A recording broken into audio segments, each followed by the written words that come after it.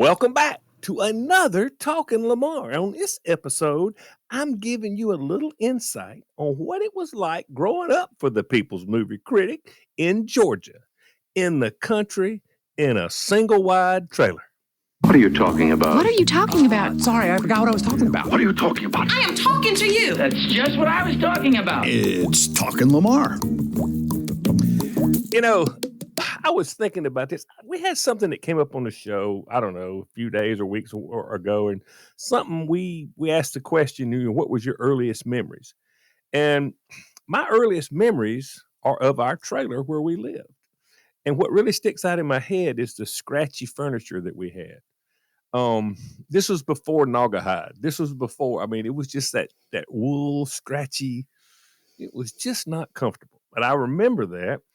And I'm going to tell you how it works on our house. When you stepped up to the front door, when you walked in, our living room consisted of a couch, a regular chair, and a rocking chair. And the living room was, when you walk in the door, you turn right to the front of the trailer. And that's right when you walked in the door. And that's where all that stuff was, the TV and everything.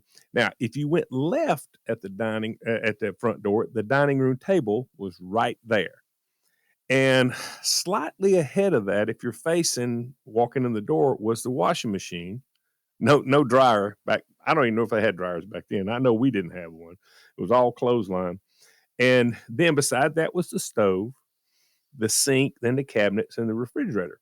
And my absolute earliest memory, and it's very foggy, but it is of Mama bathing me in the sink. I just remember being in the sink. And I guess up until I got to a certain age, she gave me baths in the sink. And I don't think that was a big deal back then. I think a lot of people did that. But then when you walk down the hall, I can't really call it a hall, but the first bedroom was for me and my brother Troy. Then right past that was the bathroom. And then right past that was Mom and Daddy's room. And I keep thinking back, I'm almost positive that the camper that we have right now is longer than the trailer was that we lived in. But it seemed big to me. You know how everything seems when you're a kid? Yeah. It seemed big to me. So, but when you walked out our door, our front yard, it was surrounded by a white picket fence. But the cool thing that I remember about the fence was, I don't know if you've ever seen anything like this. I'm sure they don't make it anymore. But that fence was like it came in a roll. It was wire fence with the pickets in it. But you when you put it up, you just rolled it out and did your corner post and whatever. And so it was very short, but we painted it about every 3 or 4 years, and we'd paint it white. And, and then we had these two big tractor tires in the yard, and that's where the flower beds were. And the thing about the flower beds in the tires, they were there to accent the trailer, not really take away from it. You know what I'm saying? You didn't want them to be too bold, because then that's just gaudy. Yeah. That's North Georgia landscaping at its best. Not too flashy. You know what I'm saying? You wanted it to go in there.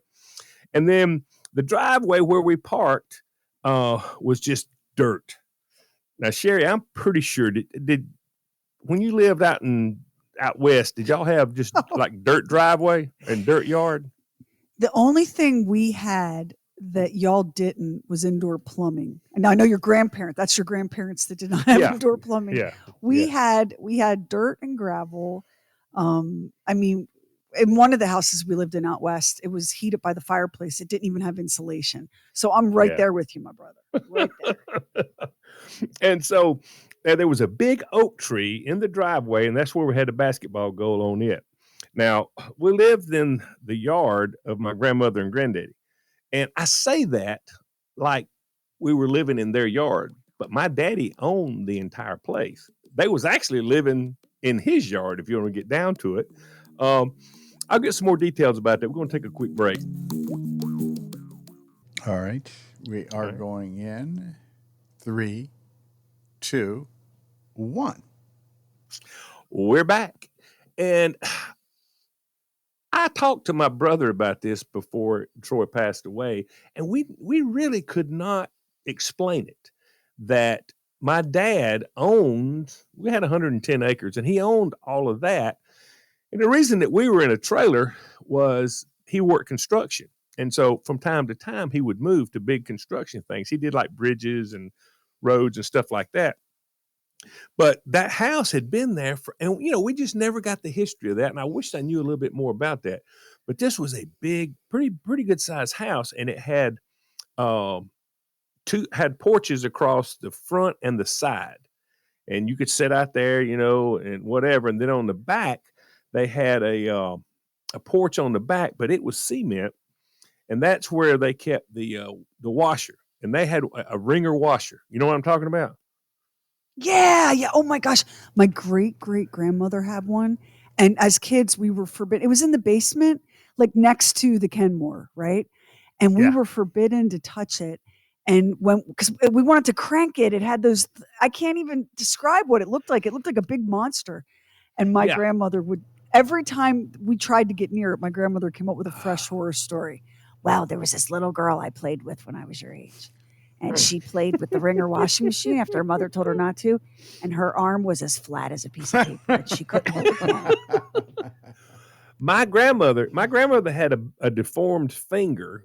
Had been broken or whatever. And I mean, it was gnarly looking. And she was running some clothes through the ringer. And when we say ringer, it's like two rolling pin type things on top of each other. And a motor ran them. And when you would take your clothes, when you got them out of the thing, you would wring them out best you could. But if you really wanted to get the water out, you would run the clothes through that. And so you fed your clothes in, and it would squeeze out the water, and they come out the other side.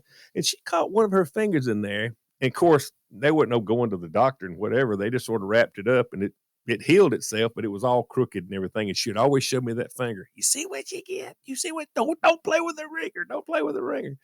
But, yeah, we had that on the back out there.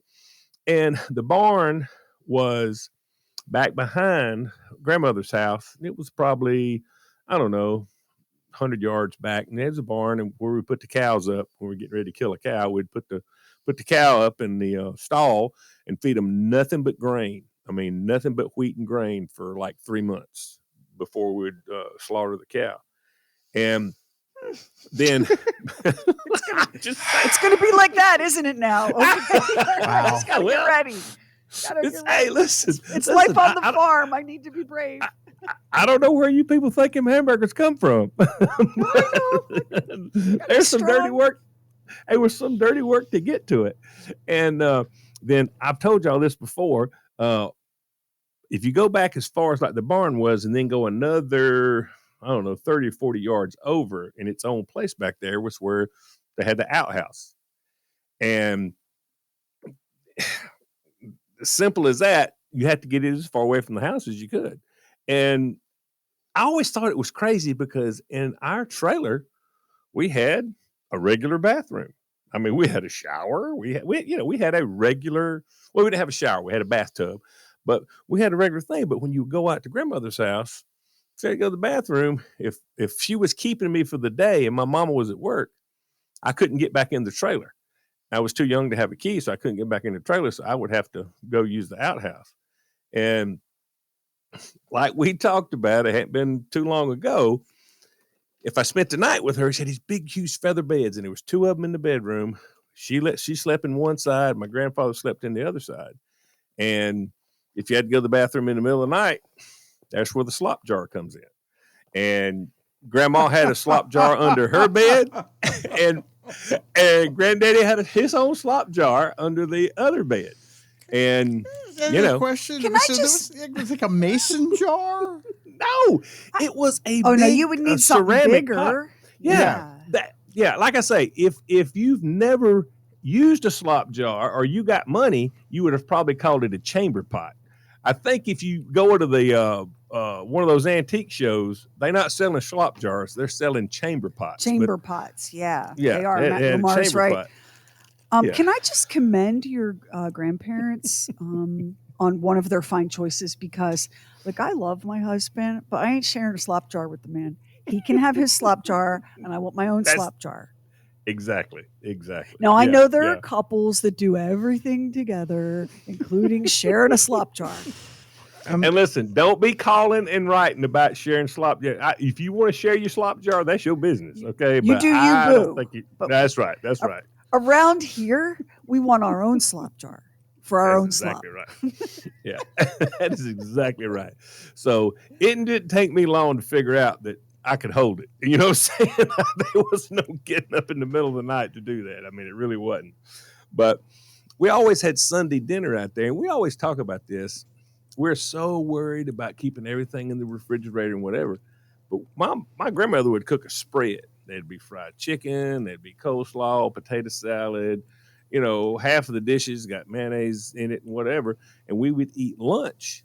And as soon as lunch was over, they would throw another tablecloth over the top of the food and leave it there for the rest of the day. So it can become a science project. So if you ate at 12 and you didn't come back till 5 or 6 to eat, the food sat there. Not one thing ever came off that table. Not one thing. It didn't matter what it was. And everybody talks about, if you take potato salad to a picnic, you got to keep it in ice, blah, blah, blah, blah, blah. Nah, I don't think you do. I really don't think you do. I don't know whether the olden people were made of strong stuff, and their bodies were immune to parasites, or if, as we look back on our very early childhoods with our grandparents, because my grandparents and great grandparents also thought food safety was like a punchline, right? Inconvenient. But at the same Yeah. time, those are the folks that kept Phillips Milk of Magnesia and Alka-Seltzer in business. So you do have to wonder. Yeah. Listen, I've told you this before. My brother-in-law, Looney, he'll tell you right quick, he cannot get food poisoning because he has always dates and stuff on. He don't care. He does not. It doesn't bother him a bit. And he said, if you will stay with that and let your body get used to it, I don't know, but I just know this. I know this. That. Lamar, I'm kind of a nerd. I really am. And I'm here to tell you that in all of my reading, I've never come across exposure therapy as a means of combating E. coli. Well, I get it. But I don't know how else to how do you explain the fact? And I'm not the only person. Everybody I've ever talked to that lived in that time, if they lived in the country or whatever, had tablecloth. That's it across the thing. And I mean, I eat fried chicken. Oh my gosh, I probably eat a herd of chickens in my lifetime that had been sitting on that table 6 hours. Well, let me Not do to you count one better. coleslaw and potato salad and all that kind of stuff. Let me do you one better. When I was a little girl, before my parents split up, we would dye Easter. My mom was so good about like Easter eggs. Like she loved dyeing Easter eggs. We would dye maybe 3 dozen Easter eggs, and they would get hidden, and we would find them, and they would be stored in our Easter baskets next to the jelly beans and the chocolate bunnies. And so, for the next week between Easter Sunday and the end of the following week, we would find those hard-boiled dyed Easter eggs in our lunchbox, and you'd peel them open, and the white of the egg would also be blue or whatever from the dye. Yeah. They had been in the yard where the dog poops in the sun, and then they had been in our baskets in the living room. Yeah. And I tell you, I do not remember ever once getting sick off of that. No, but I would never do that now. I would never give a child an Easter egg that had been rolling around unrefrigerated for days. Lamar, I hate to bring up this slop jar thing again, but I'm just wondering to myself, you've got the slop jar. Where are you going to take care of the business with the slop jar if you don't have the indoor plumbing? Right. You're just doing it right there. You pull it out. Yeah, you pull it out under the bed and do it right there. If you got to do close op business, then you hold on to the bedpost, and is it not a wonder to anyone that we kept on multiplying as humans with all this unsexy stuff? What's going on? That's how we kept on. Our ancestors lived closer to their animal natures than we do, I think. Yeah, really. Yeah. Okay, I'm sorry. I didn't mean to derail you too much. And honestly, the old jokes about the outhouse they were Sears catalogs in the outhouse. We had Sears catalogs in the outhouse. Now, my mom always told me, she'd tell me where they were. She kept a roll of toilet paper out there, and she always told me to take toilet paper with me because I didn't. But Oh, the Sears Roebuck that catalog was always there. that's why this Always is there. why you're so bougie. Because like from an early age, your mom treated you like she made you soft. She made Yeah. all the other Yeah. cousins are like, oh man, this is the craftsman tool section. And Lamar's over there Yeah. going, Quilted Northern. Thanks, y'all. But now, get back to the food deal on the chickens. On the chickens, my grandmother never bought a store bought chicken in her life. She had chickens out in the yard, and she'd go out there and throw some scratches out there, and the chickens would come up. And she'd pick her one out, pick it up, and hang it by its. They had little wire loops on the clothesline, and she'd hang it on the wire loop. Take the butcher knife and come across and swing it. Chicken had hit the ground and run around for about 45 seconds. It ran around without the head. It really did do that? They really Yeah. do Oh that. yeah. Oh yeah. Oh yeah. Yeah. So Lamar, before I posted this picture on my Facebook or my Instagram in my throwback photos. I can't remember which. This was before I was born. So my great grandmother, there's a picture of her. She's in the backyard of her row house in Philadelphia. She's wearing pumps, pearls, and an apron and a dress, and she's holding a cat. And behind her, you can see like a small cage or coop that has some chickens in it. Yeah. She would, and as children, we were just horrified, right? She Yeah. would tell us, and she would complain, they only bought Lemondola chickens, which is some sort of breed of chicken. There's even a special Lemondola chicken shop in Philly, right? Anywho, Yeah. so she would tell us, she would go, and she had terrible, I mean, like she barely spoke English, so it was really broken, but she'd be like, you kids today, you live like kings and queens. When was the last time you had to kill a chicken with a broomstick? And I'm over here like, I'm 6. It hasn't gotten that Darwinian for me quite yet. Like, she didn't wring its neck. She would, Max, she would take the chicken and snap its neck with a broomstick. Uh-huh. But Lamar, as Lamar says, like, if you're squeamish and screaming, where do you think your nuggets and your wings come from? Yeah. Yeah. No, I just not sure that I want to be that about hands-on with the procedure. But here's the plus side. That was fresh, wasn't it? Whoa. Yes, it was. Absolutely, it was. So no, it was a good deal. It was a good deal. The other thing living back then, besides now, the plumbing situation, they had running water in the kitchen. They had one faucet in the kitchen, and then they had a faucet outside to fill up the washing machine. But anything else, and they had to get it out of the sink, as far as that goes for baths and stuff like that. But she kept that in there. And eventually, years down the road, I don't know how old I was, but my uncle DC, he came up and got all the stuff together, and a couple of the other brothers. I don't know if Cooley come out, Uncle Cooley. I don't know. It's about three of the uncles. They built a bathroom with a toilet and a shower for them. I guess I was probably in elementary school by the time that was going on. But they finally did do that. Now, I got to tell you, my grandfather wasn't all that keen about it. And I had a cousin. They lived in a house that had zero water. And they lived in that house. I mean, they were born in that house. Well, they wound up buying a trailer. They bought a trailer and put it in the yard. But their daddy would not hook up the water for the first year and a half because he didn't want them to get, too uppity. Spoiled.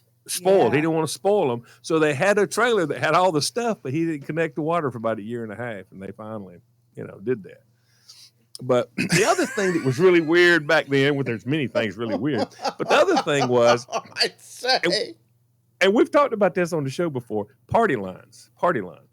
Everybody just thinks when you pick up your cell phone and you can call Japan or whatever, you can do anything with a cell phone. It was 12 other people on our line. It was one line that went up the road. And so that's 13 families on that one line. And so if I picked up the phone to call somebody, or my mama did, or whatever, if somebody's on the phone, you just and you hang it back up. You wait about 10 minutes and try it again. Do And you though, that or do you put something over the talkie part and listen in? Because that would, no. if It party lines depends. were a thing today, y'all, I'd have Yeah. to quit my job because I'm so Yeah. nosy. That's all I would do. Yeah. It wasn't just two families sharing the phone. It was No. 13 all 13 the same. families all the way up the road. Yeah. I hope they weren't yeah. paying too much for that. I mean, I don't know what it was. They I had don't Mint know, Mobile, Max. They were fine. oh, okay. But you could hear, you could pick up the receiver. I've read about this. Oh, You yeah. could pick up the receiver and listen in on other people's conversations if you were, like Yeah, me. well, here's how you had to do it, and I watched my mama do it. Here's how you had to do it. If you picked up the phone and you heard somebody talking, then you would just hang the phone back up. But if who you heard talking was somebody that had something going on, there was some sort of controversy or whatever, then what you would do is you would take the handset, and it's another thing, people listening to this don't know what a handset is on the phone, but you'd take the handset, you'd still leave the little button under the handset, you'd stick your finger up under there and hold the button down. That way, when you pick the handset out of the cradle, it don't make that jingling noise bumping, okay? Because when you pick And it you up, could you can tell listen somebody's picked in. up. But then you cover the mouthpiece and put the other up to your ear, and then you very easy take your finger off of the button, and it doesn't make a big noise. And buddy, you could sit there and listen for as long as you wanted to. And then when you got ready to, then you would take your finger and push the button down, cut the connection of your handpiece off, and then put it back on there. Oh yeah. Oh yeah. There was no secrets on the party line. There no secrets on the party line. No. What you probably, because you were a kid and not paying attention, but like what was the hot tea that your mom would hear on the party line? Boy, I wish we could get Doris back from Paradise to tell us. Yeah, because she had a really good friend of hers was Dean up the road, and they would compare notes back and forth, and it was crazy. And back then, like in your county, your phone calls were free, with your paid phone bill. But if you call the next county, it's long distance, and you had to pay. Yes. And so we lived on the Hart County, Elbert County line. And so I knew people in Elberton, especially when I got up to where I was driving and whatever. I dated people in Elberton and had friends in Elberton, but I couldn't call them from the house because it would cost money. And my mom was not paying for that. So I would have to either drive down to Greenway's store, or I could go to my neighbor that he had milk cows and stuff. He had a dairy. I would go to his house and they would let me use their phone, and I would make my phone calls. And then anybody that lived in Elberton that was within a distance, they would come to our house. We'd swap back and forth because nobody wanted to pay for a long distance call. So I can't believe, it's funny because, once upon a time, not that long ago, businesses would make a big point of you can call toll free. And then cell Yes. phones came along and everything's toll free unless you're Yeah. calling internationally, right? No, But buddy. so I can remember my very first job. You had to use a special code if you were making a long distance call, and they scrutinized. I don't know which member of management, but they scrutinized the call logs every month to make sure that no one was sneaking a call to their dying mamaw. I mean, it was Yeah. that Oh yeah. hardcore. But I've never known of a long distance call to the next county. That's kind of Oh yes. crazy. Yeah, because all the phone companies were independent. I mean, Bell had everything, but like Elbert County Phone Company, they put up the phone lines and all of that stuff. And so then they hooked to Bell, but they had their own deal. And so every county took care of their own phone system. So you could not call another county. No. Wow. So Yeah. so and weren't you nervous when you got to those teen years, Playa, and you were wanting to call girls and you were on a party line? And you already knew from watching your mom that people did Yeah. not respect that party line situation very much. Well, no, trust me. Those were vanilla conversations because you knew. I mean, you know what I'm saying? It would just be to touch base or whatever, because then you would, to make plans. I'm coming to your house at such and such or whatever, and then you would drive. I kept the roads hot, man. Once you gave me a car, man, I was in the road. I was in the road. That is freedom, and I was in the road. How old were you when you had your first kiss? I guess 16. Probably Okay. 16. Yeah. I almost add it with another person in case, because this is the farm life, and I don't know, maybe you did a little bit of practicing on grandpa's donkeys. I don't know. I'm not going to judge. There's a joke there, but I'm gonna let it go. But no. But once you could see, that was the other thing too, though. When I was a kid, once I got up to be like, I don't know, 8 or 9 years old, as long as I didn't go out in the road, I could go anywhere I wanted to go, in the yard, in the woods, and whatever. I could not go to the road. Couldn't get nowhere close to the road. But other than that, and when it was time for me to come home, Mom would come out there and start screaming and say, "Come on!" There God, it are was so much freedom. There are a lot of people that yearn for that and wish we could go back to it. And there are aspects of what you're describing that are definitely better than the world we live in now. Yeah. The idea that at 8 years old, as long as you did not disobey and go near the road, you could roam. Climb There are a trees, lot. go whatever. It didn't matter. Yeah, like we still have trees and yards and woods and country and all of that, but we've parents have lost a lot of their sense of safety and comfort in the world. And Yeah. I've heard the argument made a million times, a million ways. Everything has always been just as it is. You just didn't know about it. And I don't really believe that because the data doesn't back it up. I can tell you there's always been murder, mayhem, bigamy, adultery, addiction, always, always, always. You can listen to any episode of True Weird Stuff and get that proved for you. But we have more people now than we did before. And we have an uptick in certain categories of crimes, unlike when you were a child or when your parents were kids. But that idea that you could, like, my mom was the same way. We would be locked out of the house until she was ready for us to come back in. Yeah. You could tug on that door, but mommy, I'm just go find something to do, right? Yeah. If you did that today, I think you'd have a neighbor who reported you. I really do. Oh yeah. DSS would be at your house. Yeah. Oh yeah. Crazy. Oh yeah.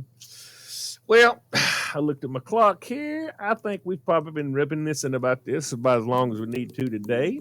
I want to thank everybody for listening. It's been fun for us. I hope you can say the same.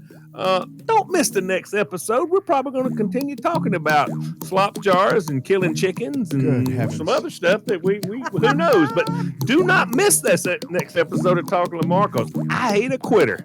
Till next time.